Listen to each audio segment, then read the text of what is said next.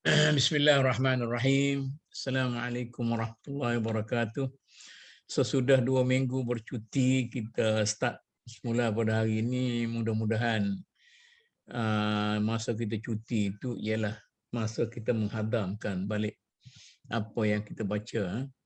Jangan pula kita baca, muak dalam mulut, kemudian tak sempat nak mamah. Dia adalah masa untuk kita tengok. Jadi sekarang ini kita punya bacaan yang keberapa, Dr. Basri? Yang ke-12, Betul. Okey, bacaan yang ke-12. Itu mukaddimah yang ke-6 daripada siri mukaddimah dia. Fi asnafil mudrikina lil ghaibi minal bashari bil fitrah awir riyadati wa yataqaddamuhu al-kalamu fil wahyi war ru'ya. Ini banyak faedahnya untuk kita memahami soal-soal Nabi, wali dan sebagainya. Bismillahirrahmanirrahim. Pelbagai jenis manusia yang memiliki tangkapan yang di luar kemampuan, sama ada melalui pendedahan semula jadinya atau melalui latihan yang didalui oleh pembicaraan tentang wahyu dan alamat daripada mimpi. Jadi maknanya peningkatan peribadi itu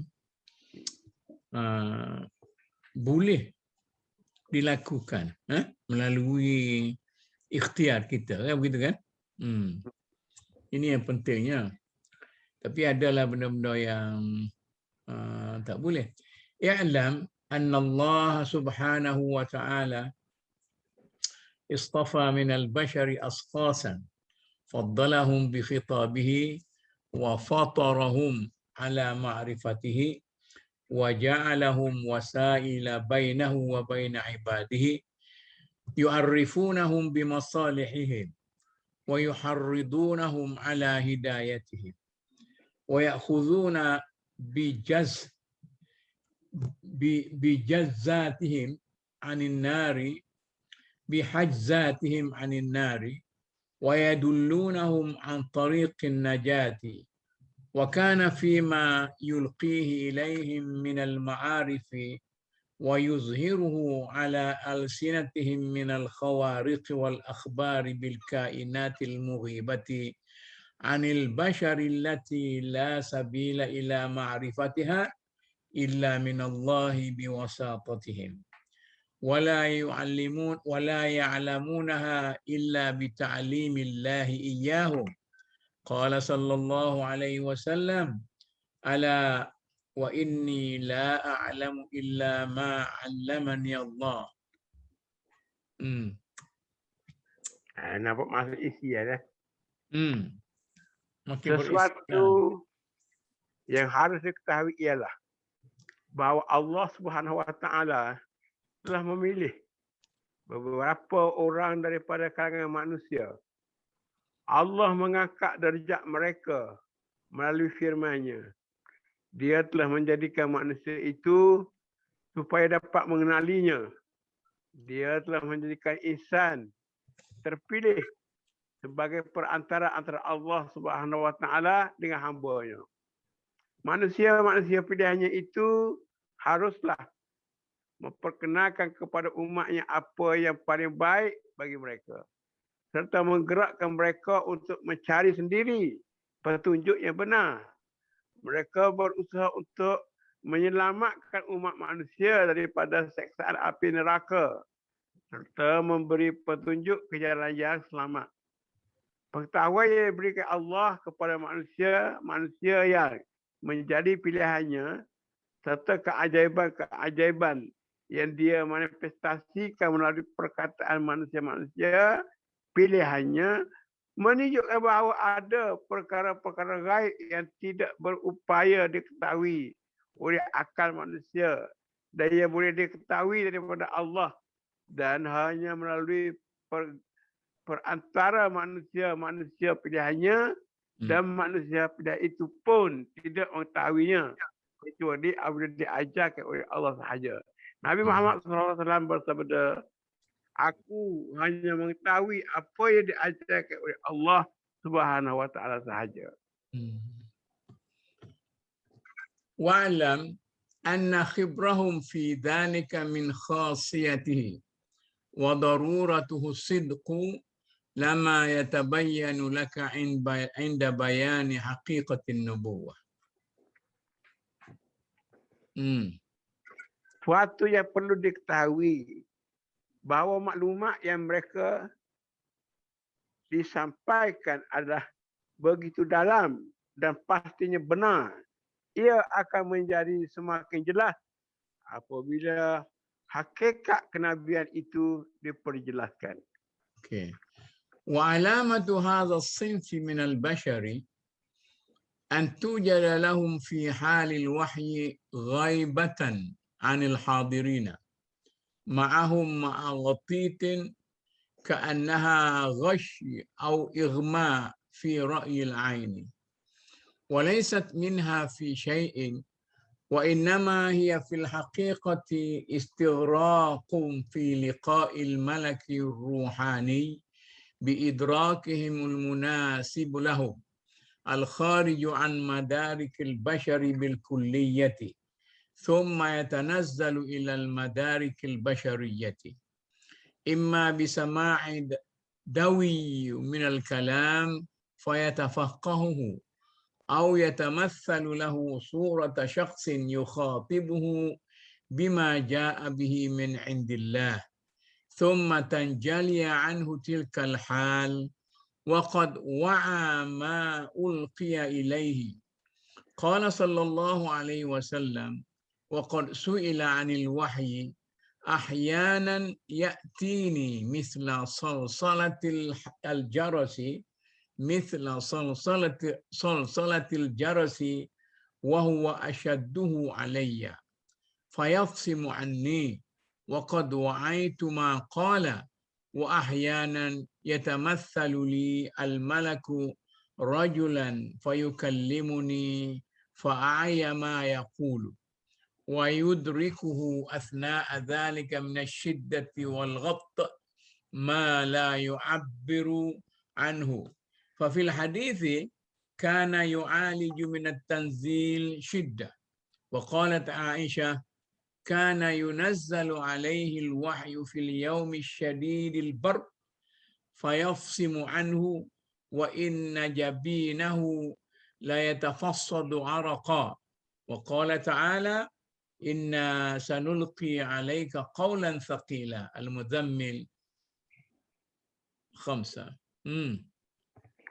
Tanda di mana golongan manusia pilihan ini dapat diketahui ialah ketika menerima wahyu, mereka kelihatan sangat aneh pada pandangan mereka yang hadir. Ia diikuti oleh perasaan seperti dicekik yang kelihatannya seperti orang yang hilang ingatan buat seketika. Atau seperti orang yang sedang pingsan tapi ia tidak ada kaitannya dengan kedua-dua keadaan itu. Apa yang sebenarnya ia ada suatu perasaan di mana dia tenggelam dan berhadapan dengan kekuasaan spiritual disebabkan oleh persepsi-persepsi yang secocok dengan mereka. Tetapi sama sekali luar biasa dibawa kepada tingkat tanggapan manusia dalam bentuk suatu kepada orang yang menerimanya dan berupaya memahami atau muncul dalam bentuk seorang manusia yang menyampaikan wahyu daripada Allah kepadanya. Keadaan ini kemudiannya berakhir tetapi dia dapat diingati isi kandungannya. Ketika ditanya tentang wahyu, Nabi SAW bersabda, pada masa tertentu ia datang kepadaku tergemerencing seperti bunyi loceng. Ianya sungguh menyakitkan. Apabila ia meninggalkan aku dapat mengingati apa yang telah diajarkan. Pada ketika yang lain pula malaikat mendatang diriku bagai seorang lelaki Dia bercakap-cakap denganku dan aku dapat mengerti apa yang dikatakan olehnya. Selama proses ini, orang yang menerima wahyu akan kelihatan berkeadaan sesuatu yang sukar hendak diterangkan, yakni seperti kenyataan dan kelemasan. Menurut Aisyah, wahyu itu diturunkan kepadanya pada hari-hari yang terlalu dingin, sejuk. Namun begitu, apabila malaikat meninggalkannya, di dahinya terdapat peluh. Bukan firman Allah dalam Al-Quran, kami akan turunkan kepadamu suatu pesan, yakni tugas yang amat berat. Ini tugas dan wahyu itu mana sesuatu yang beratlah. Wa li ajli hadhihi al-ghayati fi tanazzul al-wahyi kana al-musyrikuna yarmuna al-anbiya bil jununi wa yaquluna lahu ri'yun aw tabi'un min al-jinn wa innama لبس عليهم بما شاهدوه من ظاهر تلك الأحوال ومن يضلل الله فما له من هاد الرعد 33 Az-Zumar 36. Disebabkan Nabi berkeadaan demikianlah, sewaktu sedang menerima wahyu, kaum musyrikin telah bertindak menuduh Nabi sedang dikuasai oleh suatu kuasa yang aneh. Apa yang mereka saksikan itu menyebabkan mereka membuat anggapan yang salah. Kata mereka, barang siapa disesatkan oleh Allah, maka tidak ada orang yang sanggup memberinya petunjuk. Tidak, Imam Ghazali pun ada juga dan berhadapan dengan naubah gitu kan? Ya. Masa dia didatangi oleh ilham yang berat-berat lah. Itu tiba yaqazah dan sebagainya. Tapi bukan senang kita ni nak. Wa min alamatihim aidan annahu yujadu lahum qabla al-wahyi khuluqul khairi waz zakai wa bijanibihi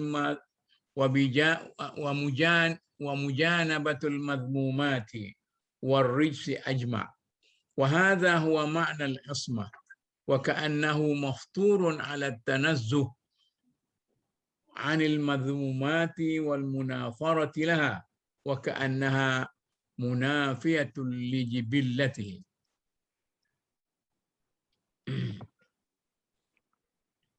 Tanda-tanda lain yang dimiliki oleh insan yang menerima wahyu ialah bahawa sebelum mereka itu menerima wahyu, mereka mempunyai akhlak yang baik, terpelihara daripada berbuat dosa, dijauhi segala sifat tercela atau melakukan perbuatan keji.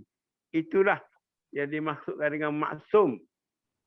Ia kelihatan seolah-olah secara semula jadinya dia memang diciptakan dalam fitrah yang suci dan terhindar daripada noda, dan seolah-olah semasa perbuatan keji itu memang sesuatu yang tak dimilikinya sama sekali sebagai tabiatnya yang semula jadi. Wa fi sahihi, ini data dia ya, contoh-contoh. Wa fi sahihi annahu hamil al-hijara wa huwa ghulamun ma'a ammihi al-Abbas li bina'i al-Ka'bah faja'alaha fi izarihi fankashafa fasaqata mughshiyan alayhi hatta istatara bi izarihi wa du'iya ila mujtama'i walimatin fiha ursun wa lu'bun فأصابه غشي النوم إلى أن طلعت الشمس ولم يحضر شيئا من شأنهم بل نزهه الله عن ذلك كله حتى إنه بجبلته يتنزه عن المطعومات المستكرهة فقد كان النبي صلى الله عليه وسلم لا يقرب البصل والثوم فقيل له في ذلك فقال إني أناجي من لا تناجون. Dalam hadis sahih disebutkan bahawa ketika masih muda belia, baginda Nabi telah mengangkat batu bersama bapa saudaranya untuk membina Kaabah. Batu itu baginda letakkan di dalam pakaiannya sehingga tubuhnya, yakni aurat kelihatan terbuka. Namun tiba-tiba baginda jatuh pengsan sehingga auratnya tertutup oleh pakaiannya. Pernah baginda diundang ke satu majlis perkahwinan yang dimeriahkan oleh persandingan pengantin serta hiburan. Apa yang berlaku ialah baginda tertidur sehingga terbit matahari. Dan dengan demikian baginda tidak menyaksikan apa yang berlaku sepanjang berlangsungnya majlis itu. Allah telah menghindarkan daripada mereka, daripada baginda kesemuanya itu, sehingga kan baginda dihindarkan daripada makan makanan yang haram. Nabi Muhammad SAW tidak pernah memakan bawang. Ketika ditanya, baginda menjawab, aku berbicara, yakni bermunajat dengan siapa yang tidak kamu semua berbicara. Maknanya membersihkan diri kerana nak bermunajat dengan Tuhan lah tu.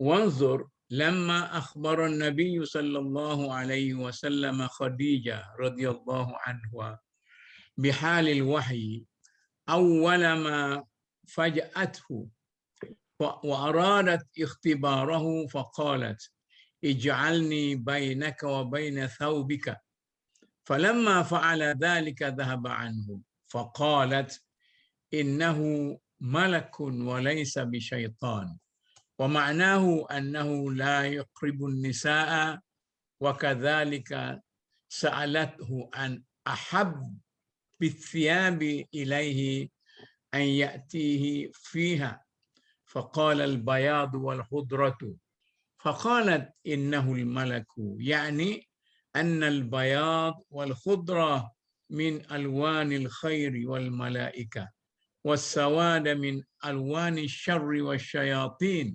وأمثال ذلك.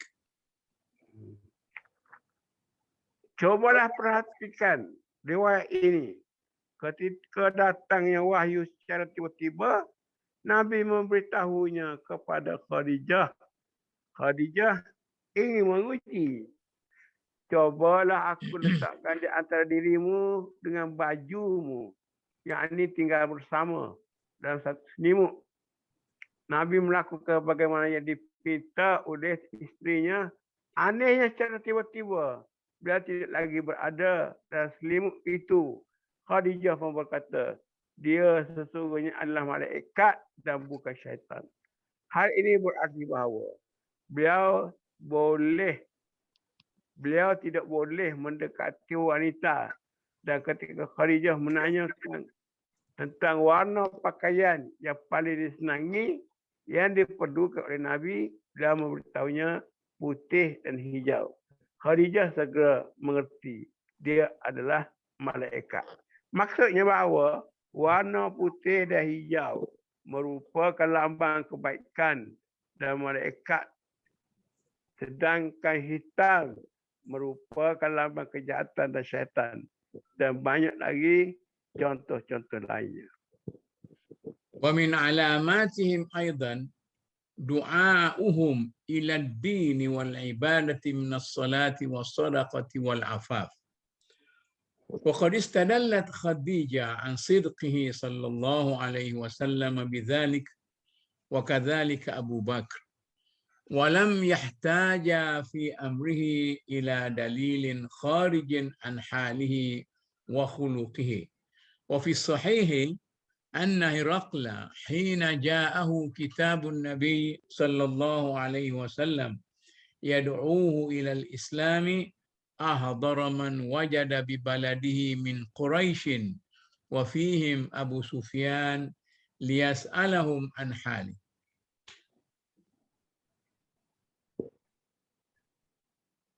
Di antara tanda-tanda kenabian ialah mereka selalu menyeru syiar agama dan mengerjakan salat, bersedekah dan berhemah tinggi. Khadijah dan begitu juga dengan Abu Bakar telah bersependapat bahawa perilaku itu adalah sikap terpuji Nabi Muhammad sallallahu alaihi wasallam. Mereka tidak menghendaki bukti-bukti yang lainnya yang mempunyai tingkah laku dan peribadinya.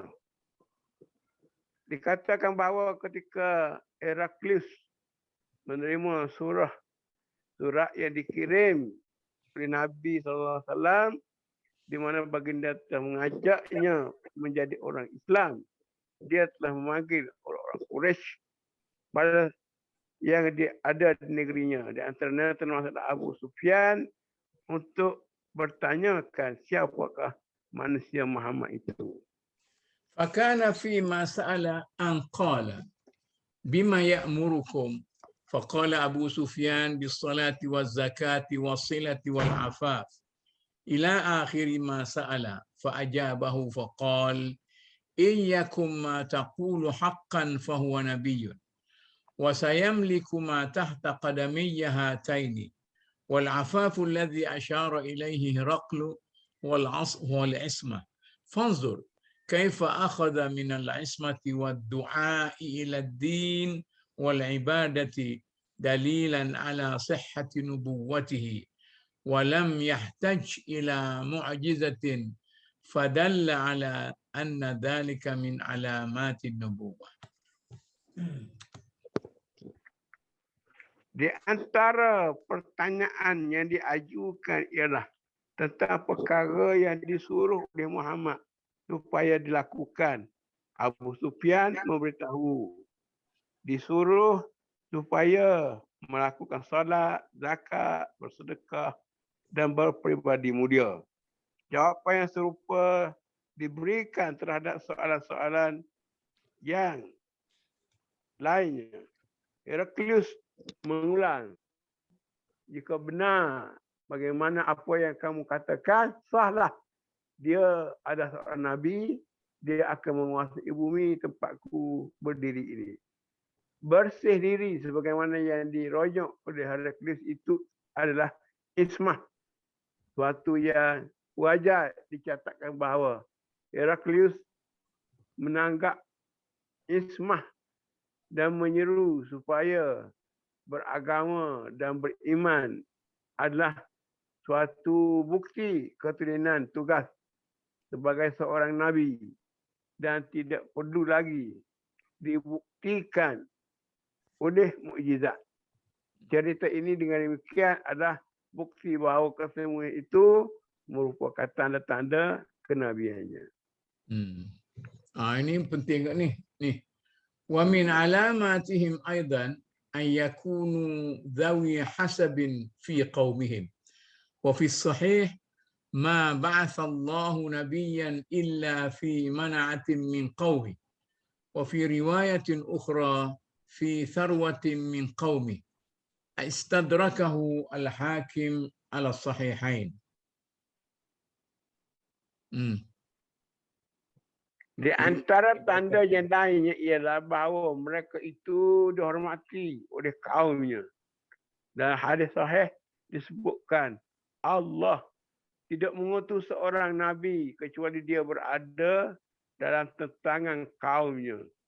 Dan dalam riwayat lain yang telah diketahui oleh Al-Hakim hanya disebutkan dalam Sahih Bukhari dan Sahih Muslim berada dalam tentangan kekayaan kaumnya.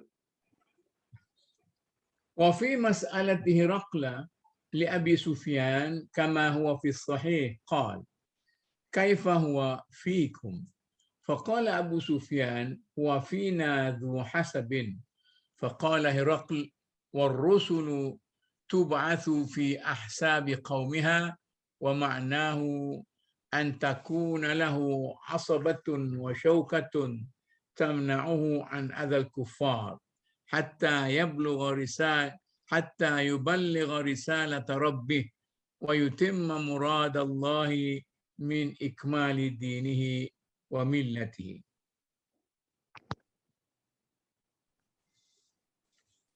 Dan dalam riwayat lain dikatakan bahawa ketika ditanya tentang kedudukan Muhammad di tengah-tengah kaum Quraisy, Abu Sufyan menjawab dia disegani di kalangan mereka.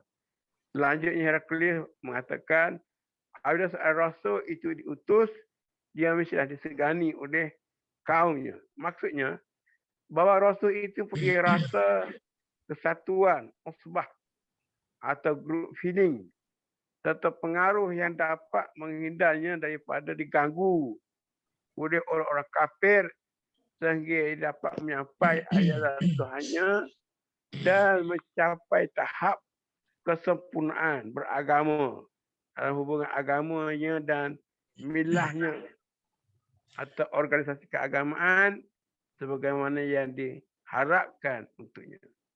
ومن علاماتهم أيضا وقوع الخوارق لهم شاهدة بصدقهم، وهي أفعال يعجز البشر عن مثلها فسميت بذلك معجزة، وليست من جنس مقدور العباد، وإنما تقع في غير محل قدرتهم، وللناس في كيفية وقوعها ودلالتها على تصديق الأنبياء خلاف.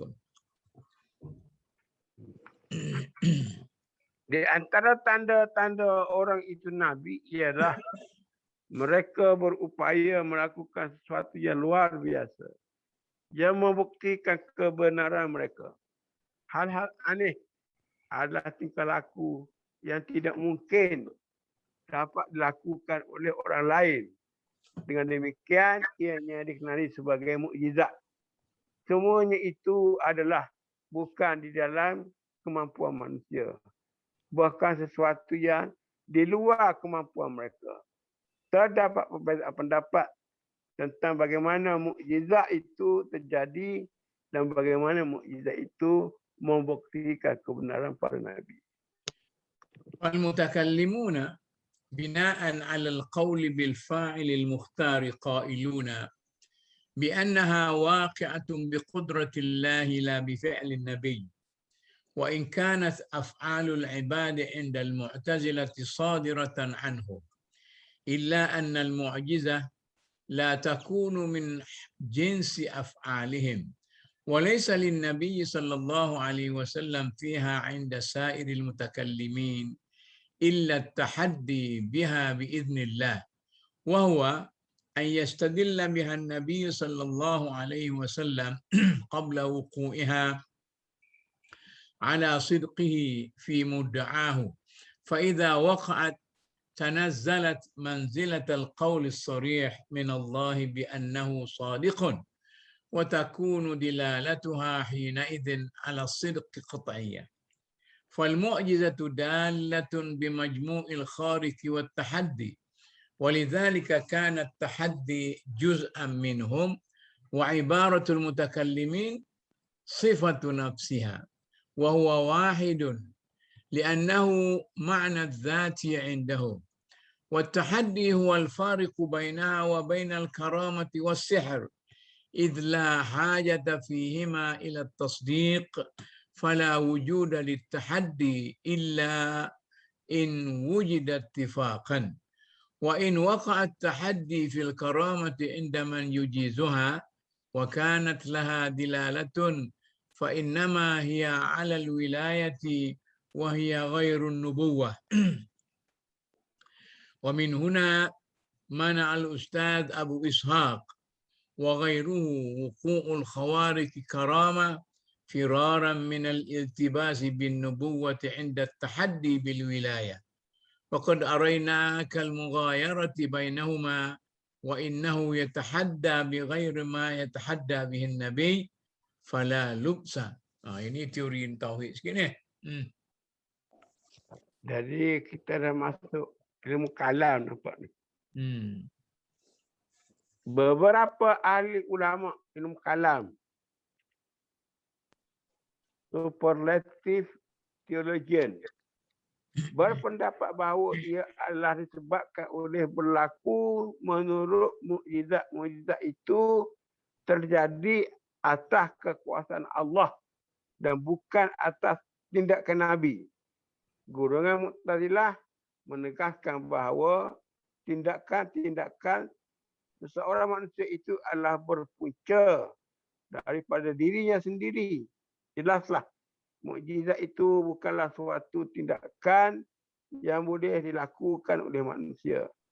Menurut semua mazhab, kemampuan para Nabi melakukan mukjizat adalah dibatasi oleh adanya cabaran yang timbul dan dilakukannya dengan izin daripada Allah. Dengan demikian seorang Nabi itu memperlihatkan mukjizatnya yang ada padanya sebelum mereka menjadikannya sebagai bukti di atas kebenaran tuntutannya. Dengan mukjizat itu ia dapat dijadikan pernyataan yang eksplisit daripada Allah bahawa Nabi tersebutlah benar dan mukjizat itu menjadi bukti kepada kebenarannya. Mukjizat yang dibuktikan adalah kombinasi sesuatu hal yang sangat mengagumkan dan cabaran yang dihadapkan kepadanya. Dengan demikian, yang terakhir itu merupakan sebahagian daripada mukjizat. Pendekatan dan ke apa yang dikatakan oleh ulama mutakallimin bahawa tentangan adalah sifat dan mukjizat itu. Tentangan adalah satu. Sebab bagi mereka tentangan adalah makna yang sebenarnya. Tentangan merupakan pembeza antara mukjizat dengan karamah dan sihir. Dalam karamah dan sihir tidak diperlukan adanya pembenaran atau tasdik. Tentangan hanya ada bila kebetulan diketemukan ada. Pada pandangan mereka yang menyangka adanya karamah, sekiranya tentangan lebih awal itu terjadi dalam hubungannya dengan karamah, ia menjadi bukti bagi mereka. Karamah itu adalah bukti tentang kesucian menjadi wilayah yang mana ia adalah berbeza dengan kenabian. Itulah sebagian menganggap mengapa Profesor Abu Ishaq dan yang lain-lainnya tidak menerima terjadinya hal-hal yang menakjubkan ia sebagai karamah. Mereka ingin menghindarkan terjadinya kekeliruan di antara tentangan yang dihadapkan kepada para wali dan nabi. Apa yang telah kita lakukan ialah kita memperlihatkan perbezaan di antara keduanya itu. Ini dia kritik Abu Ishaq sikit lah. Ala anna an-naqla 'anil ustadz fi dhalika laysa sarihan wa rubbama humila 'ala inkarin li'an taqa'a khawariqul anbiya'i lahum bina'an 'ala ikhtisasi kullin minal fariqaini bi khawariqihi.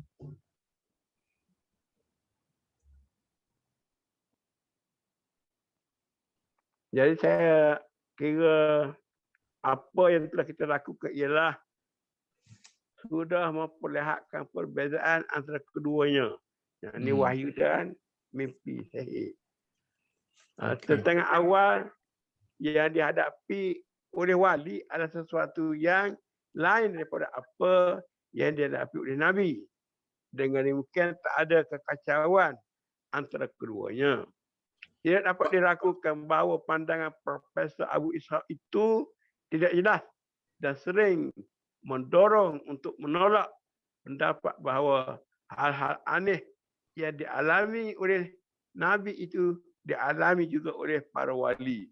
Berdasarkan bahawa kedua kumpulan itu memilih kebolehan melakukan hal yang anehnya menurut cara masing-masing. Wa amma al-Mu'tazilah فالمانع من وقوع الكرامة عندهم أن الخوارق ليست من أفعال العباد وأفعالهم معتادة فلا فرق. وأما وقوعها على يد الكاذب تلبيسا فهو محال.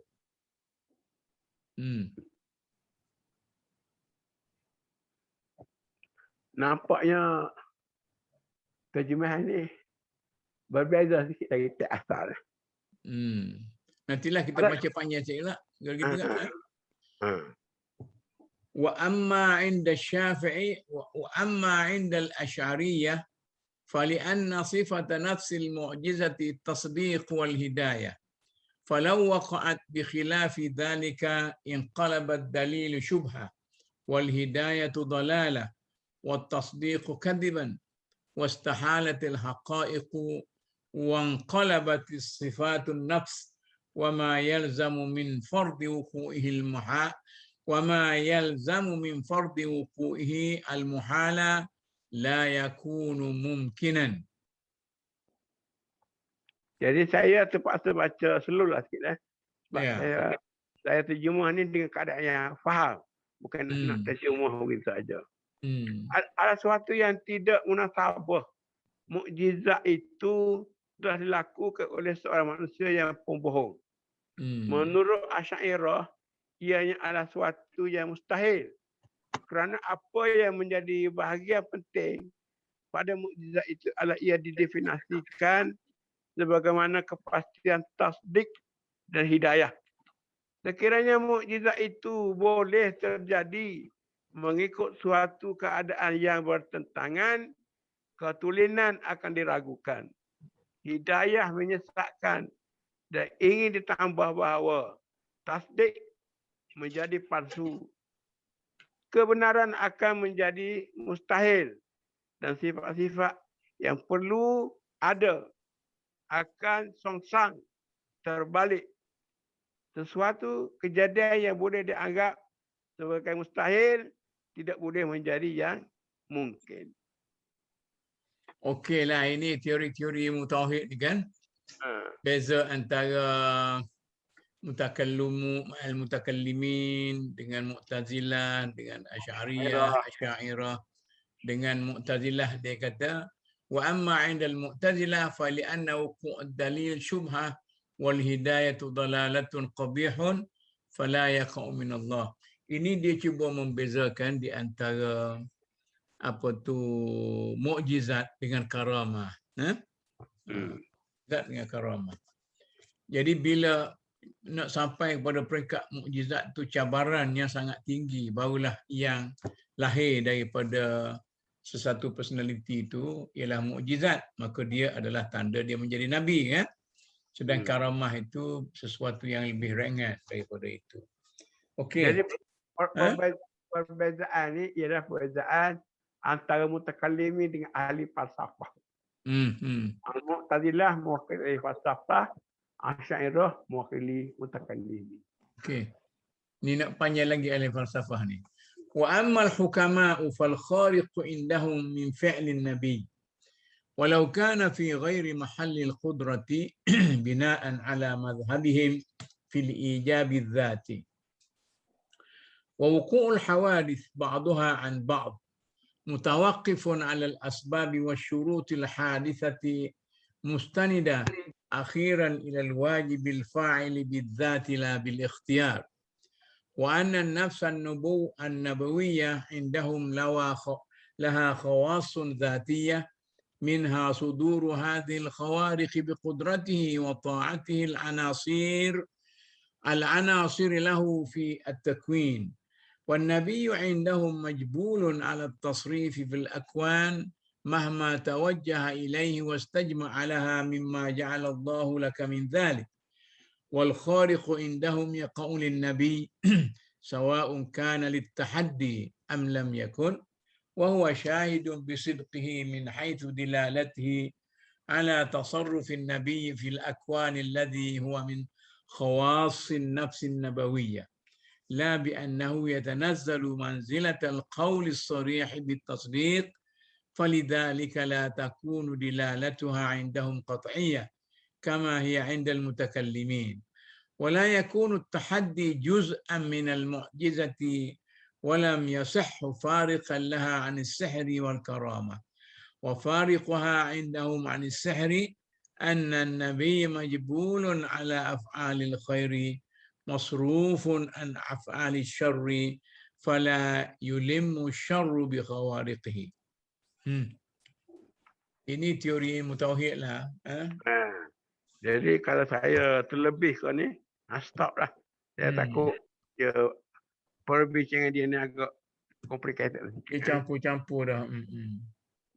Ahli falsafah tetap dengan pendapat bahawa hal-hal yang menakjubkan itu adalah sesuatu yang boleh dilakukan oleh Nabi. Meskipun kesemuanya itu tidak berupaya dilakukan dengan kemampuannya sendiri. Pendapat ini didasarkan pada doktrin yang harus dan penting sebab akibat al-ijab az-zati. Dan daripada peristiwa yang terjadi secara timbal balik menurut keadaan dan sebab yakni lazimnya menjadi sesuatu yang baru dan akhirnya berbalik kepada harus secara perse dan tidak boleh dipilih. Pada pendapat mereka, jiwa seorang Nabi itu mempunyai ciri-ciri paling perlu yang menimbulkan banyak ketakjuban dengan bantuan kekuasaan yang harus secara perse dan kepatuhan elemen-elemen kepadanya untuk tujuan penciptaan takwin.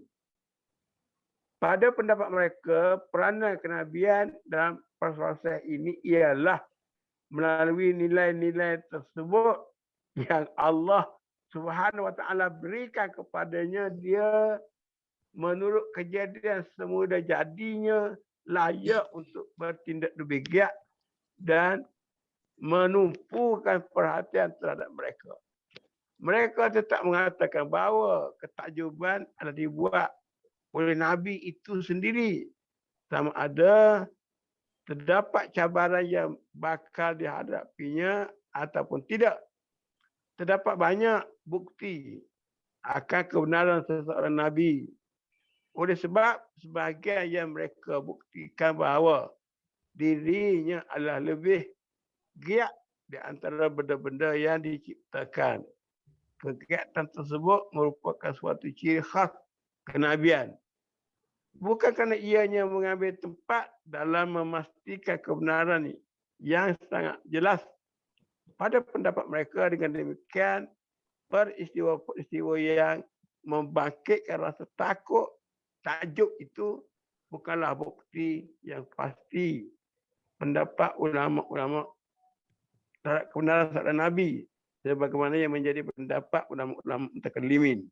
Terlebih dahulu pada mereka tidak dikira sebahagian daripada mukjizat itu tidak dapat dikira sebagai perkara yang membezakan di antara mukjizat dengan karamah.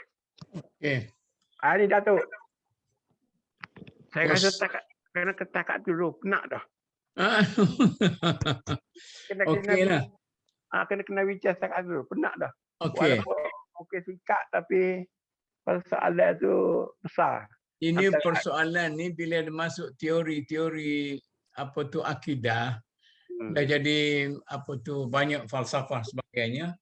Kemudian dia dah sebut lepas ni tentang dia beza antara ahli sihir dan wali. Maknanya kita ada wali, ahli sihir, nabi dan sebagainya. Jadi semuanya ni pada penglihatan luarannya semua ni benda yang luar biasa, nah. Tetapi sebenarnya yang luar biasa sebenarnya ialah yang nabi.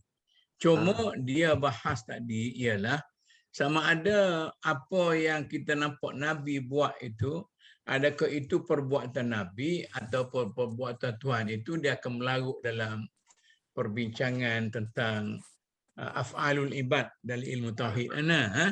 Jadi ini kita tekan kita tengok mukjizat. ya, Kita ya. tak lagi proses wali. Kita Jadi tekan minggu depan ni kita start daripada wal Ah. Quran. Itu mukjizat yang paling besar kan? Okey. Ada apa-apa persoalan ke hari ni?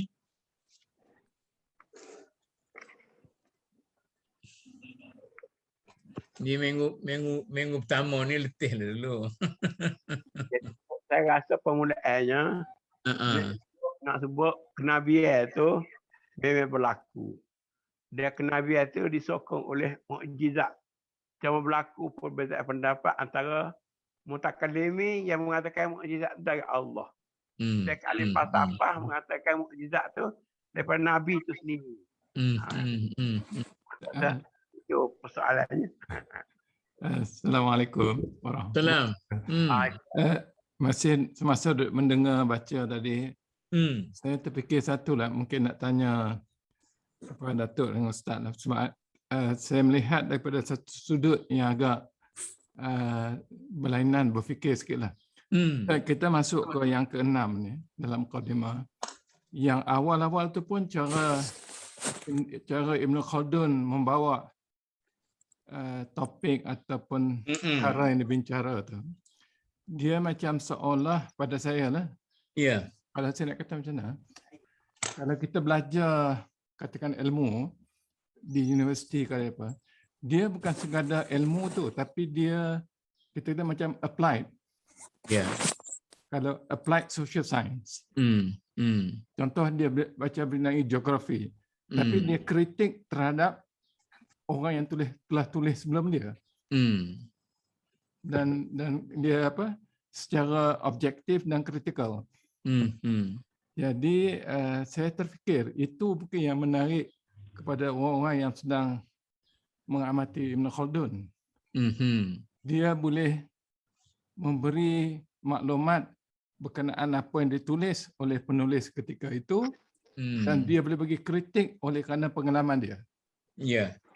Jadi bawa kepada hari ini yang menarik pada saya, topik ini bukan sangat dia nak bicara mengenai apa perbezaan pendapat, tapi dia nak bawa sini ialah the various type of human being ataupun manusia berkelainan. Tapi ada manusia, dia kata setiap tu ada Allah memilih, ada ada manusia yang memang ada dalam diri dia keupayaan yang Rasul, dan ada dalam diri dia keupayaan juga untuk menemu benda-benda yang orang lain tak berjumpa. Itu mana ada kita kata apa, para wali dan lain-lain.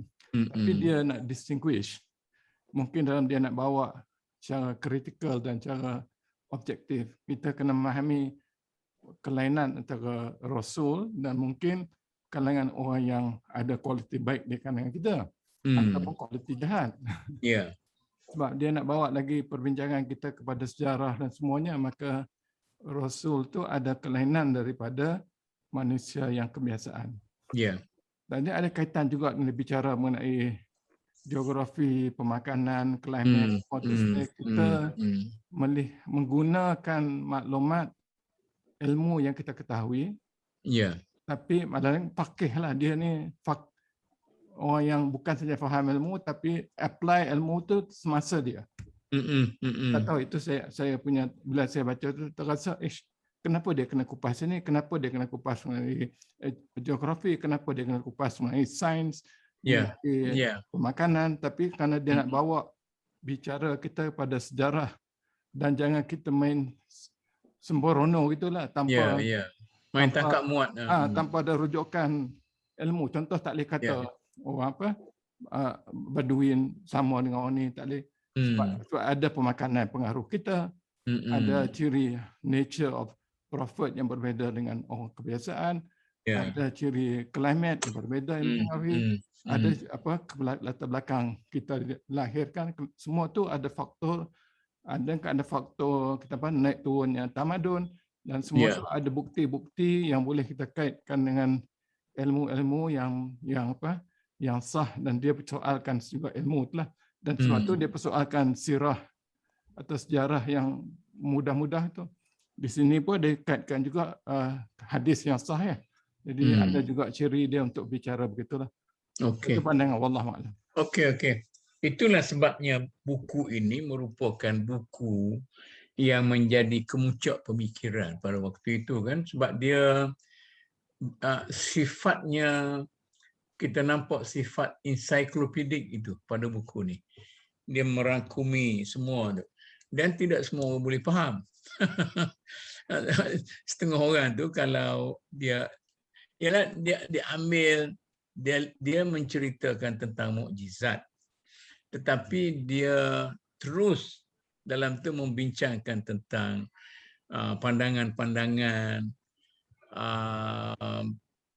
mazhab tentang satu persoalan yang banyak menimbulkan kontroversial pada waktu itu, ialah dia panggil af'alullah wa af'alul ibad. Macam mana tu ya? Af'alullah, af'alul ibad tu dalam ilmu tauhid.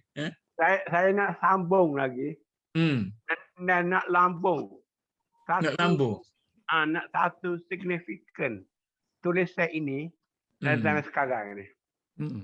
Zaman sekarang ni kita terlalu liberal dalam bab agama. Sehingga ada orang berdapat tentang wahdatul adyan. Jadi wahdatul adyan semua terima Allah sebagai Tuhan. Tapi yang kita berbeza ialah tentang nubuwah, tentang kenabian. Jadi sebab itu bila dia bincang nubuwah, saya ingat isu perbandingan agama sekarang ni, isu nubuwah. Sebab tu dikatakan di Indonesia, puak-puak yang pakar dalam bidang perbandingan agama lah yang mudah sangat nampak lembek dah Islam ni, nampak termasuk, jadi boleh pergi marilah. Tinggal timbul wahdatul adyan tu, kesatuan agama. Jadi ini juga saya ingat kita nak bincang sikit dah, minta maaf lah. Di Malaysia sekarang ni orang seperti Osman Bakar tu, dia anggap liberal. Memang dia liberal, tapi adakah liberalisasi atau liberty atau sebab tahap keliberal biar.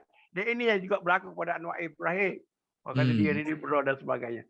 Jadi kita nak tengok sekarang ni, liberal dan agama ni adakah liberalisasi atau liberality atau ni kita kena bincang supaya halus. Sebab kali banyak sangat tuduhan. Orang macam kita ni pun akan dituduh sebagai liberal juga. Sebab boleh terima kebenaran daripada orang lain.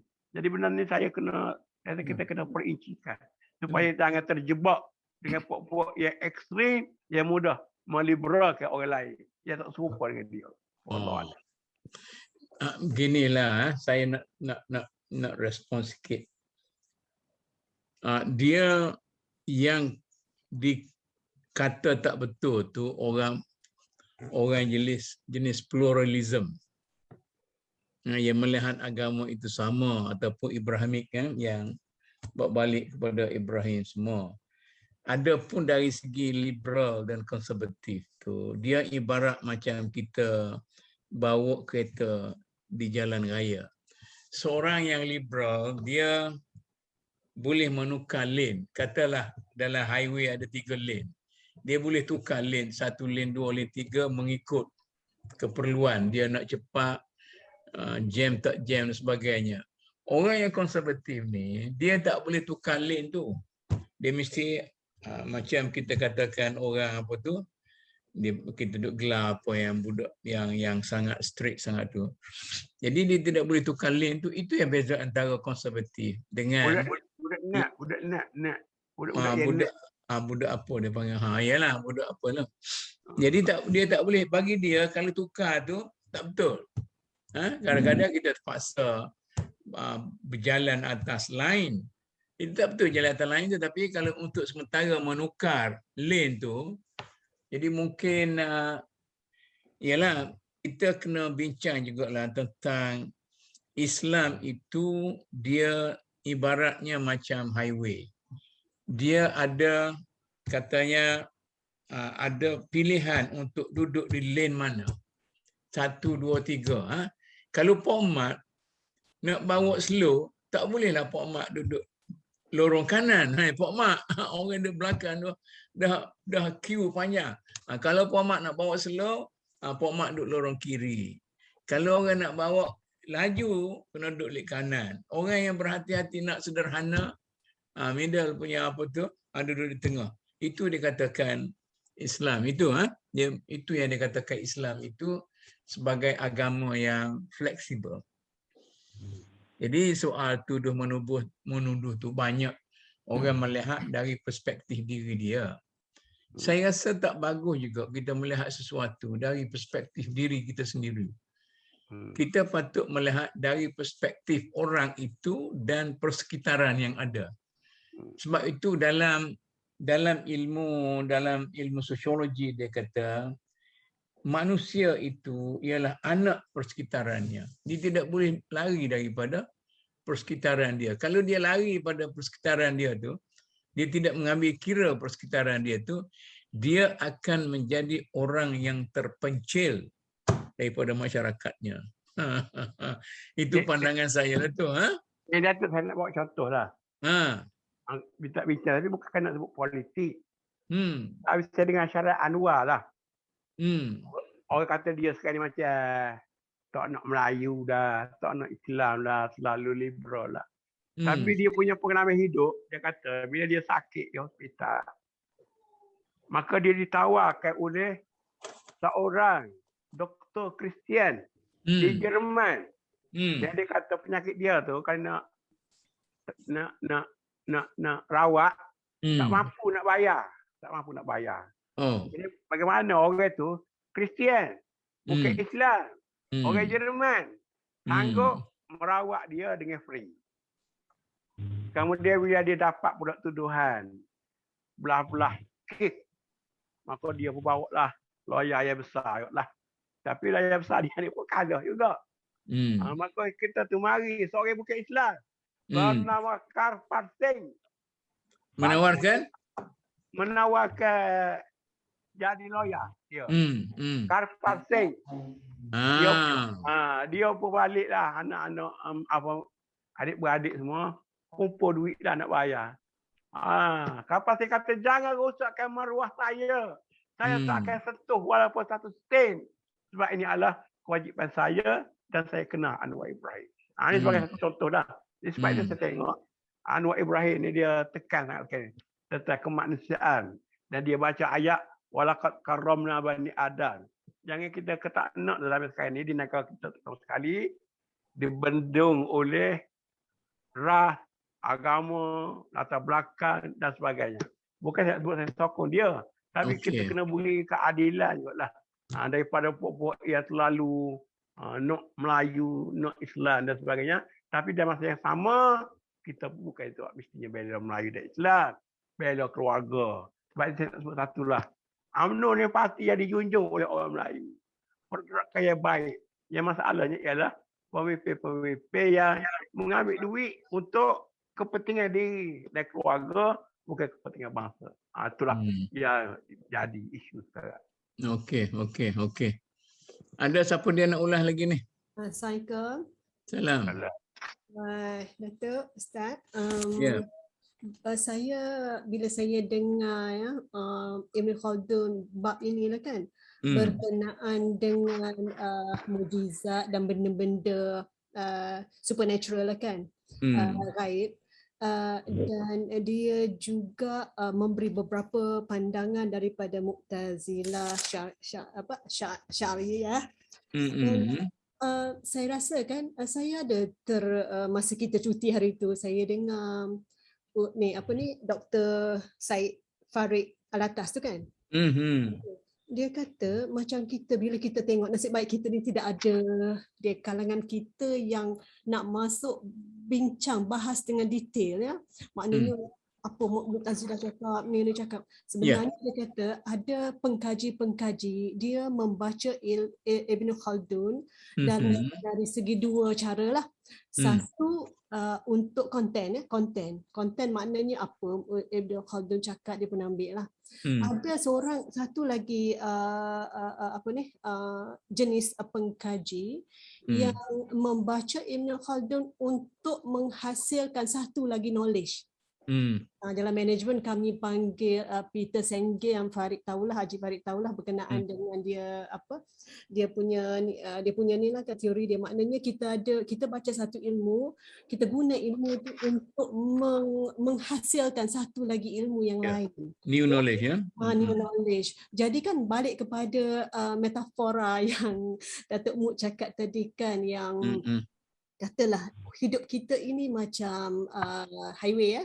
Kita ada 3, 4, 5 highway kan. Jadi highway itu memberi kebebasan untuk kita memilih ya. Untuk kita membuat keputusan kita nak berada di dalam lane yang mana ya. Bergantung kepada matlamat ke mana kita nak tuju dan kenapa kita berada di lane itu, dan bergantung kepada macam tadi Datuk Muk kata konteks pada highland pada kita ketika itu. Maknanya kalau ada seorang tu pemandu tu ada isterinya yang Sarah nak bersalin kau ya. Habis dia potong kan. Habis dia potong, habis dia langkah. Dia kena ambil lane kanan lah. Kita tak faham sebab kita tak tahu apa yang berlaku dalam kereta dia. Kita maki. Betul. Apalah macam-macam ni kan. Sebab kita melihat dari perspektif kita. Itu kita marah kat dia tu. Betul. Jadi kita kata ilmu kita hamba lah, tak cukup masa untuk kita memikir di luar daripada apa yang kita nampak. Jadi kita tidak ada choice lah, perspektif kita lah yang cara kita melihat. Saya lihat macam tu. Jadi back to kita tadi kan, maknanya kita ambil as it is lah. Macam mana dia melihat beberapa pandangan daripada Asy'ariyah dan Mu'tazilah, dan dia bagi kita, dia share macam mana. Tak semestinya kita setuju kan. Tak semestinya kita setuju.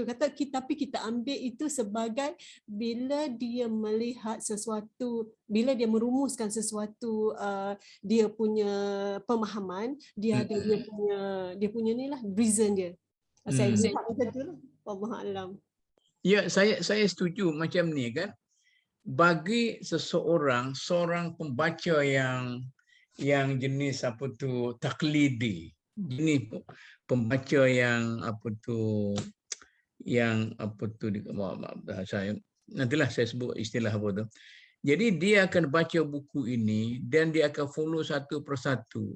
Maka dia akan bawa perbezaan pendapat di kalangan mutakallimin tentang masalah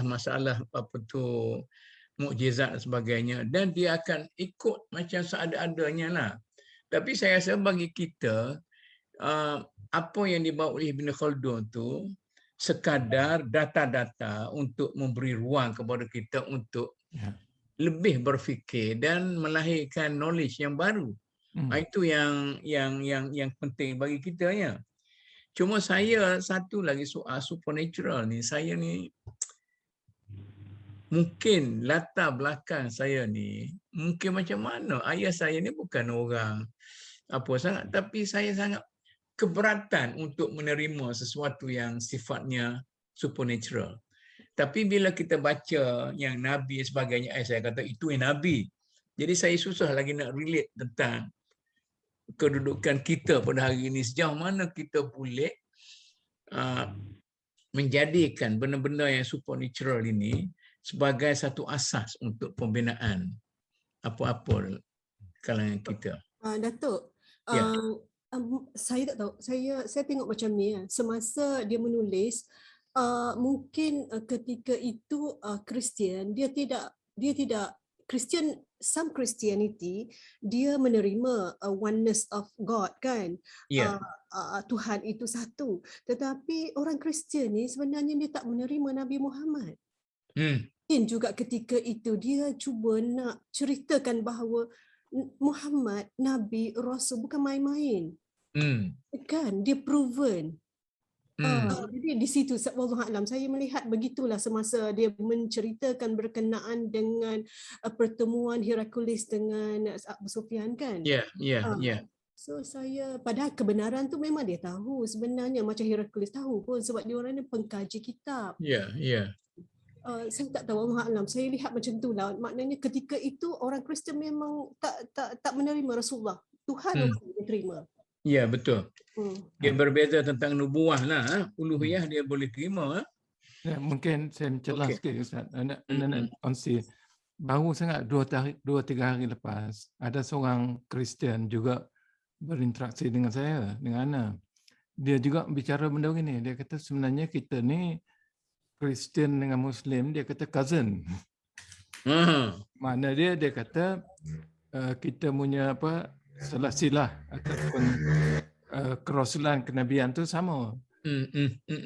Jadi malah dalam Bible pun ada seolah menunjukkan akan datang yang akan mengangkat balik.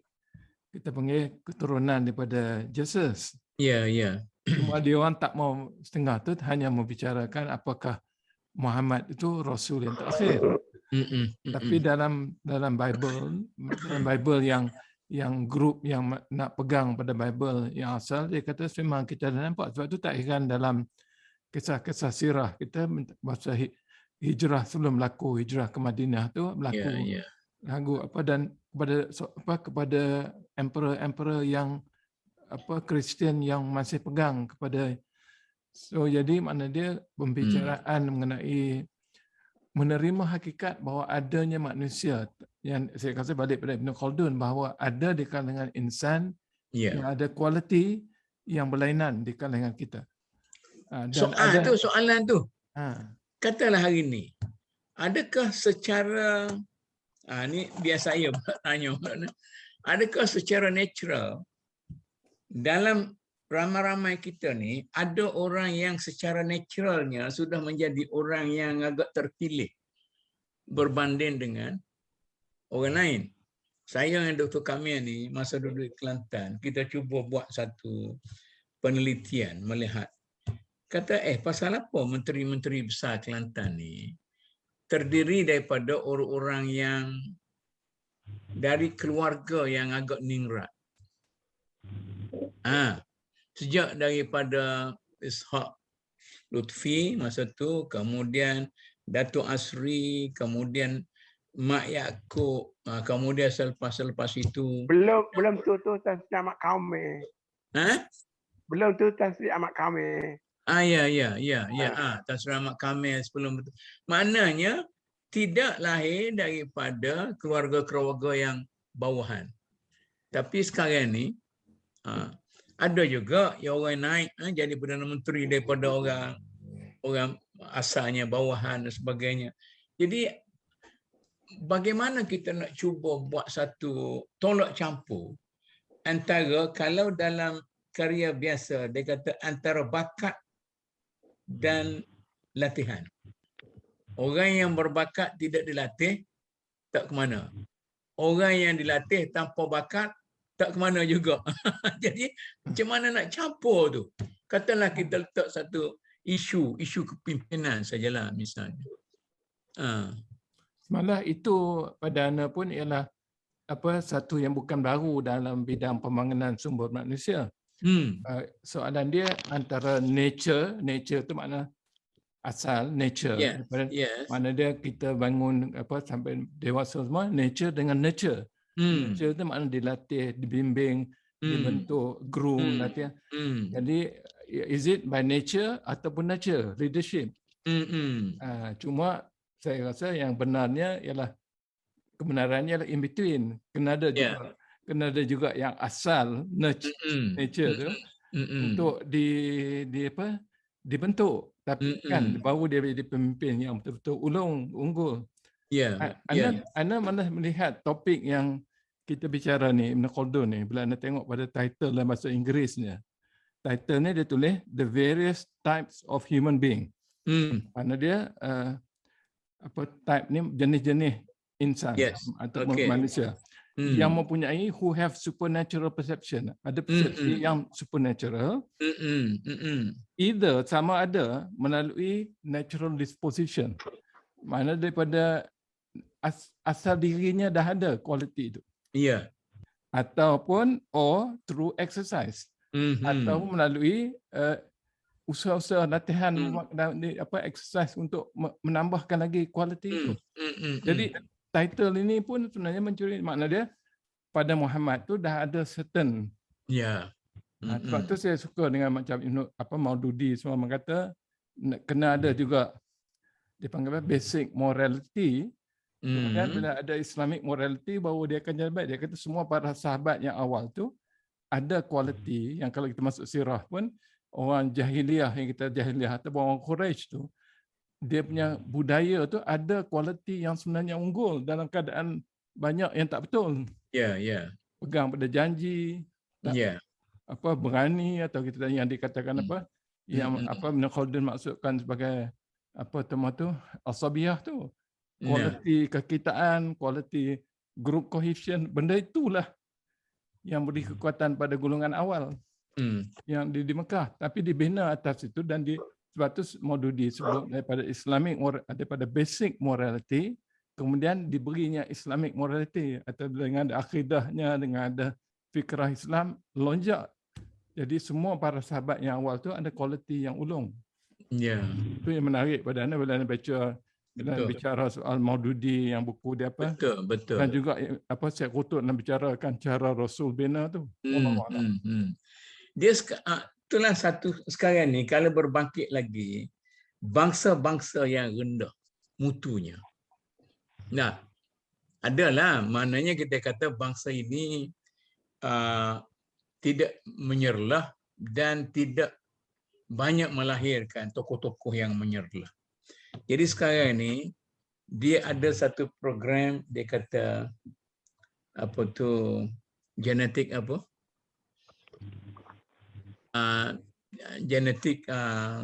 engineering. Genetic engineering.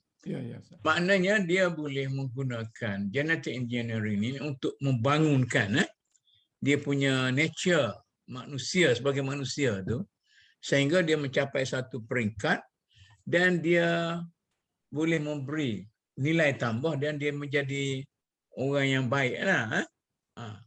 Misal orang katalah Jepun, mana zaman dulu, mana Jepun ni, ini dari segi rupa bentuk lah, mana Jepun ni ada hidung mancung dah.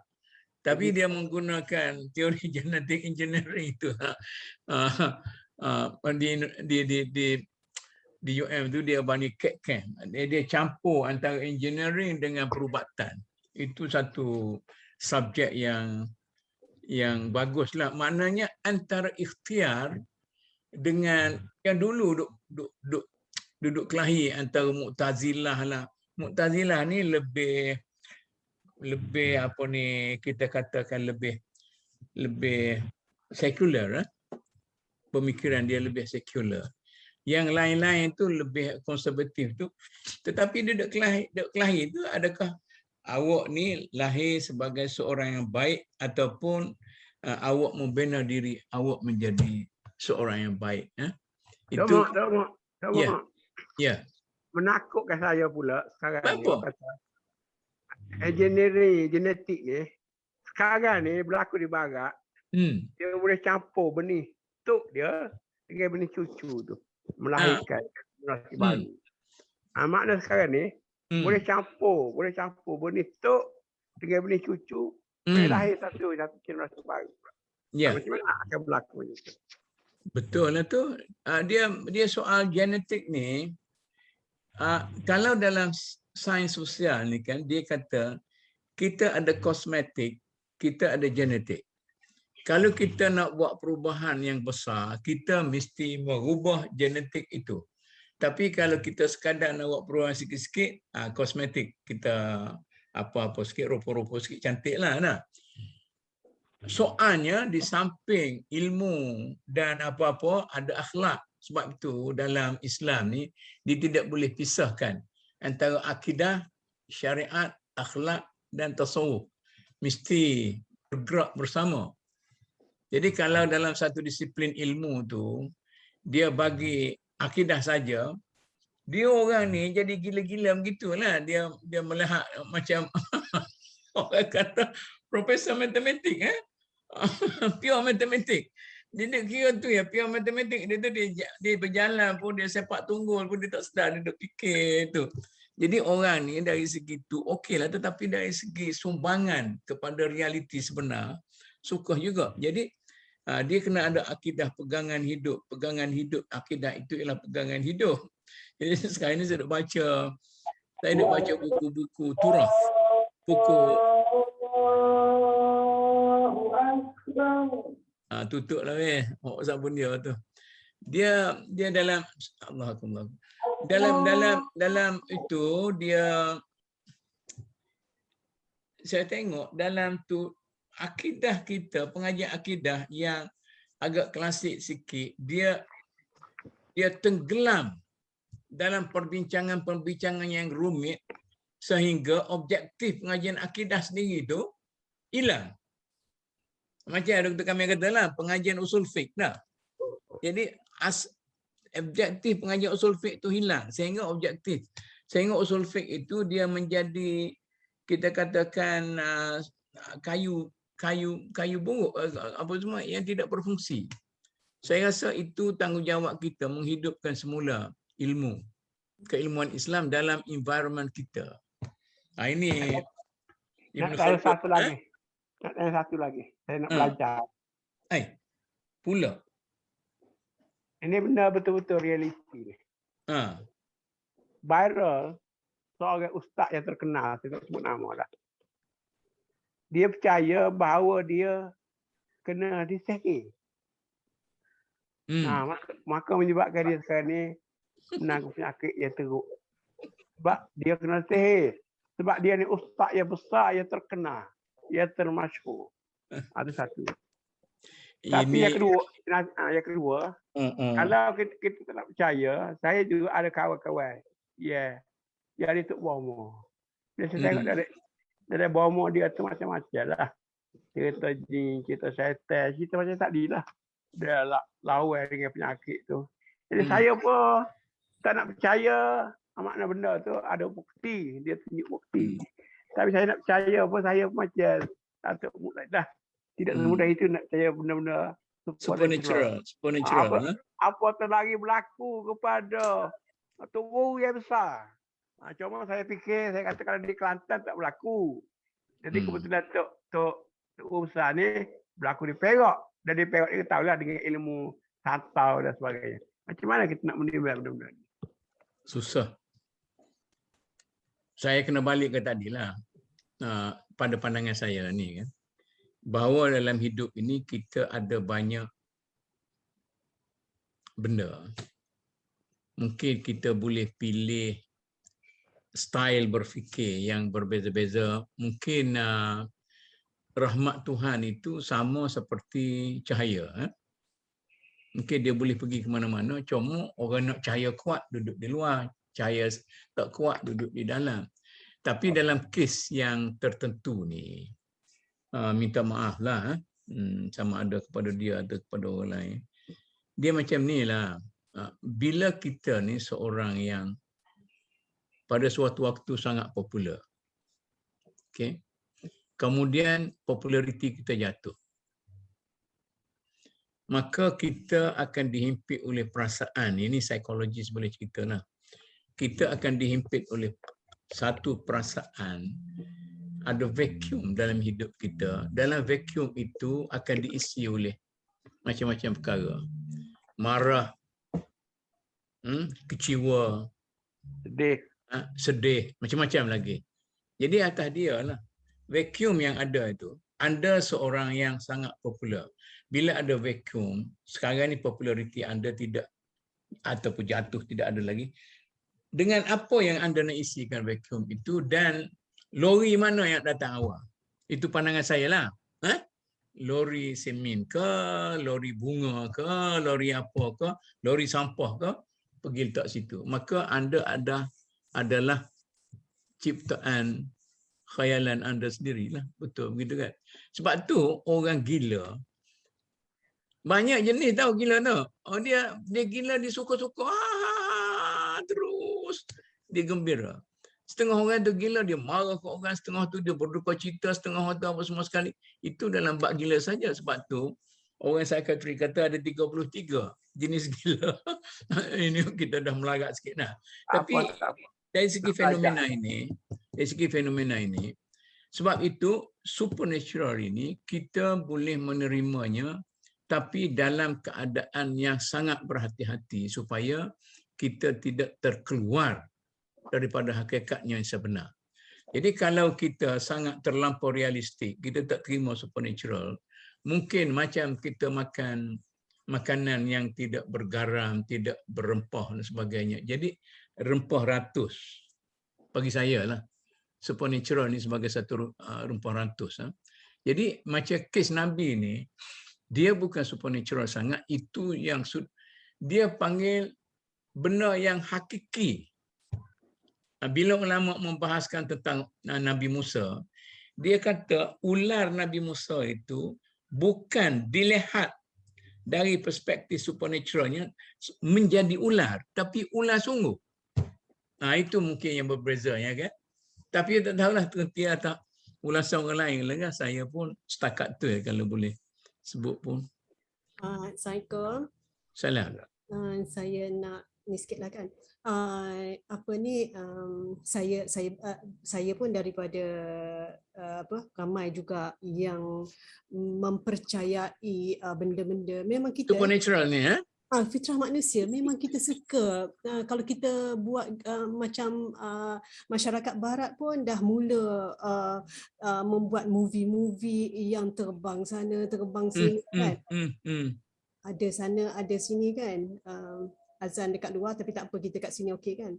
Okey, tak apa. Okay, tak apa. Saya ingat dia luah masa dia. Muasak. Dia panjangkan perbincangan. Waktu muasak. Kalau itu pun satu topik yang boleh kita bincang bila-bila. Betul. Jadi dalam kami lah management daripada sebab kalau tidak ada dalam bukan tak ada Islam lah, kita tak jumpa ke apa kan, dalam how to dalam segi kita bukan kita nak kawal pemikiran, tetapi pemikiran kita boleh pergi ke mana sahaja sebab syaitan sentiasa mengambil peluang untuk kawal kita. Emosi kita masuk, tak tahulah kan macam mana kita describe macam mana dia menghasut kita kan. Jadi dalam personal development lah, dalam ilmu personal development macam mana kita nak manage kita punya pemikiran. Sebab apa? Pemikiran ini akan melahirkan emosi kita. Maknanya kalau kita kata saya takut, memang betul.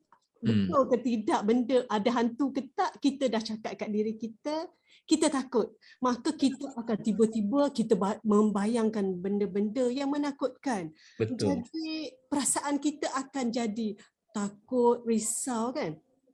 Jadi begitu juga dalam segi kalau kita percaya ada kalau ni daripada kita punya human development punya perspektif lah. Kalau kita percaya hantu tu wujud, betul. Kalau kita tak percaya hantu tu wujud pun betul juga. Ya. Sebab pemikiran kita ikut. Kalau kita tak percaya, jadi kita tak kisah. Jadi kita fokus on benda yang lain. Kalau kita percaya, betul juga. Kita akan fokus kepada hantu itu. Sebab kita dah percaya hantu tu ada kan. Jadi kita kata kalaulah kita percaya ada benda lain yang menyebabkan kita sakit, maka kita akan ambil alternatif yang carilah ustaz ke ataupun pengamal perubatan yang ni sikit lah. Tapi kalau kita rasakan aku kena pergi doktor, aku tak sihat kan, aku rasa ada benda yang tak kena pada keadaan aku, maka kita akan pergilah, kita akan bertanya pakar-pakar. Kalau tak jumpa pakar orang kata apa, ambil blood test dulu, lepas tu pergi jumpa beberapa pakar, dan setelah itu mesti ada dekat mana yang tak betul kan. Jadi kita keep on doing that sampai kita tahu di mana ada benda yang tak betul. Dia mesti ada benda tak betul kan. Sebab sunatullah tu dia memang seitulah kan. Kalau sesuatu itu tidak natural, maka kita kena cari, kita kena usaha cari kenapa ianya tidak natural. Jadi kita dapat apa yang kita fokus lah. Saya punya ni. Betul. Allah Alam apa yang dia orang percaya dan ada luaran benda yang orang kata apa roh ni apa, syaitan ni panggil apa, benda yang halus lah. Yalah, spiritual benda itulah. Spiritual mengganggu kita. Kalau kita rasa benda itu lebih kuat dari diri kita, betul dia akan ambil take over kita. Ya. Tapi kalau kita rasa kita akan develop iman kita, sesungguhnya Allah yang bagi kita penyakit, dan penyakit itu sesungguhnya ada penawar dan ada ubatnya, dan kita akan fokus on that. Wallahualam. Ya, betul. Pemikiran lah Itu maksudnya. maknanya kita yang menentukan kita tu. Cumanya kena jangan ekstremis. Itu sajalah.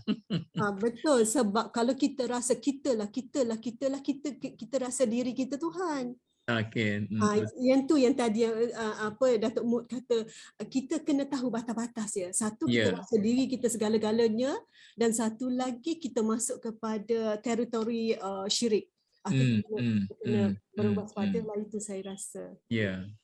Jadi kalau ada 3 lane tadi, kita cari lane yang di luar pada 3 tu syirik dah lah. Saya nak cerita pengalaman saya, boleh tu? Boleh.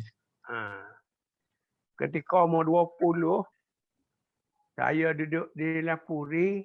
Dia pernah bilik Datuk Mut duduk tu. Jadi di Lapuri terkenal lah, banyak hantunya. Tapi saya sama umur 21 tahun ni, tak pernah jumpa lagi dengan hantu. Masuk dah sewaktu duduk di bilik seorang-seorang di bilik Datuk Mut duduk tu, tempat bilik tandah dan di tandah. Satu. Yang kedua, bila saya sakit muscle tu, sangat sakit. Kena kain pun tak boleh, kena kain selimut pun tak boleh, kena angin pun tak boleh. Sampai saya mari terfikir, aku ni kena buat dok orang ke? Saya pun ajak anak-anak menantu pergi hantar saya ke Darul Syifa. Tapi Darul Syifa tengok, dia kata ni fizikal saja. Tak ada kait dengan hantu ni. Saya pun balik. Bila saya balik, dia pergi ke PPUM. Jumpa dengan doktor ramai lah. Macam-macam lah. Tapi ada satu doktor Arab tu, dia kata ni daripada kena denggi dulu ni. Jadi barulah jumpa penyakit yang sebenarnya sakit mata. Itu contoh. Tetapi yang lebih supernatural yang saya nak tanya satu lagi. Orang seperti Imam Ghazali tu. Saya baca beberapa kali dah buku dia. Sebab dia buku dia sebut dia Riyadhah Nafs. Siapa dia nampak ahli syurga. Dia boleh nampak malaikat. Jadi kalau Nabi tadi kita okey dah nak macam mana, bukan Nabi. Tak berani nak. Tapi orang sekarang Imam Ghazali tu, dia buku dia tu lah, buku akhir dia tu. Buku kecil tu. Iyalah. Jadi kan dia nampak tu. Saya rasa pun Ibn Khaldun, itulah asas pemikiran dia. Mungkin dia baru cerita tentang Nabi dah. Dia tak cerita lagi tentang Aulia, As-Salihin, apa semua sekali. Maknanya orang boleh sampai kepada satu peringkat di mana dia boleh keluar sikit daripada aras manusia biasa. Dia boleh keluar sikit. Macam Imam Ghazali lah. Saya punya interpretasi daripada tajuk bahagian ni pun, sebab dia kata title dia Preceded by Discussion of Inspiration and Dreams Vision. Diikuti dengan perbincangan mengenai inspirasi dan keupayaan untuk mimpi, melihat benda-benda. Kualiti yang dikata supernatural tu adalah tapi dengan di exercise. Cuma kena hati-hati sama ada kita dah sampai situ ke ataupun kita nak dakwa saja kita dah sampai, tenggelamlah kitanya. Kalau kita orang biasa ni kan, kita takut ada unsur-unsur bisikan syaitan itu je lah kan. Yalah. Tapi para-para yang dah sampai dekat aulia, wali tu, dia dah nak lain lah, kategori lain. Betul. Dia ada peningkatan diri dia sampai, sebab kata Quran manusia ni dia boleh capai peringkat yang lebih tinggi daripada malaikat dan lebih turun. Boleh turun lebih rendah daripada binatang kan. Maknanya dia boleh. Dan dalam ilmu tauhid dia bincang sama ada iman tu boleh membesar, mengecil ataupun dia statik. Itu yang saya nak sambung sepatah satu perbincangan sekarang ni. Yang berlaku sekarang ni. Kenapa gambar sifat Nabi itu duduk di kopiah? Jadi guling ni, Golongan ini dia pendapat, dia baca hadis Nabi, bila mana Isra Mi'raj tu, Nabi naik ke arah. Nabi naik arah tu dengan selipar-seliparnya. Jadi mulia sangat sifat Nabi. Sebab tu kita ambil sifat Nabi tu, kita tepek di masjid, kita buat di kopiah dia. Jadi yang menetai pula, yang grup-grup hadis ni, dia tak dapat ke situ. Mana tak dapat sifat Nabi, kita nak jujur dapat ke situ. Sini jadi berbahasa dalam model Facebook sekarang ni. Antara dua tokoh yang hebat juga. Seorang balik pada Yamin, seorang dia balik pada Dr. Pasapah. Jadi dia pelekeh pula. Kata Dr. Pasapah mengaji 4 tahun tak tahu ke apa. Ni pula kata orang Yamin ni pun mengarut juga. Jadi tak tahu duk balu. Jadi pembaca Facebook ni dia penisi tu dah. Saya baca juga, tengok. Itu pun satu benda yang suka dalam bangsa kita. Tadi kita cerita kan. Kalau kita fikir bagaimana kita nak meningkatkan kualiti bangsa kita supaya menjadi suatu bangsa yang serius, yang tahu merancang, yang kurang mengeluh, yang kurang mempertikaikan orang lain dan sebagainya. Jadi kalau saya, ginilah dah maknanya kalau kita semua Tuhan tu, kita letak dahi kita atas lantai, tak apalah kita nak pakai terompah Nabi atas kepala kita pun okeylah. Tapi kalau kita nak kata itu satu realisasi yang tak betul, okey juga. Nah, tapi soalnya, mengapa kita pergi nak bincang sampai situ? Orang membincang sampai benda-benda yang halus sehingga menghilangkan objektif daripada Islam yang sebenar. Sebenarnya objektif besar itu adalah lah. Tapi kita pergi ambil objektif yang kecil-kecil, yang cabar-cabar, ranting-ranting, maka kita hanya boleh dapat kulit bulu sajalah. Daging dan sebagainya kita tak dapat dalam hidup ini, bagi saya lah. Jadi kalau boleh kita latih bangsa kita supaya kita kata, siapa dia lagu tu yang remeh dan temeh tu kan. Sebenarnya perbincangan itu perbincangan mewah yang remeh dan temeh. Kalau kita sudah hebat dari segi lainnya, orang Islam dalam negara kita sudah kaya semua, sudah bagus semua, sudah apa-apa semua, bolehlah kita bincang benda yang remeh dan temeh itu. Macam kita katakan dalam perjuangan kita banyak membincangkan tentang bentuk-bentuk puisi dan proza, kita tidak membincangkan tentang isi. Nah, maka lahirlah sastra-sastra yang polemiknya tidak melihat kepada persoalan sebenar. Malangnya bangsa kita lah. Apa nak buat? Mungkin kita terpaksa struggle, kena baik didik lagi bangsa kita ni. Tapi kadang-kadang ustaz-ustaz kita pun dia memprovok masyarakat supaya menumpukan perbincangan kepada hal-hal yang remeh seperti itu. Itu pun psikologi ustaz juga tu. Cari benda pelik. Supaya dia boleh berada atas pentas yang apa tu. Cukup ada tak? Kita ni tak apalah, kita 4 orang ni bincang, orang lain menonton semua, tak apa juga lah. Jadilah penonton yang setia, okey juga. Okey, insya-Allah kita sambung lagi. Mudah-mudahan tidak ada apa-apa halangan untuk minggu depan ni kita boleh sambung lagi. Dan walaupun kadang-kala kita macam perbincangan ringan, tapi mudah-mudahan kita ada faedah lah. Saya kita doakan daripada buku ini kita boleh melahirkan new knowledge untuk diri kita sendiri dan untuk masyarakat kita. Saya tutuplah, wabillahi taufik. Sesudah terima kasih ke semua yang hadir. Wassalamualaikum warahmatullahi wabarakatuh.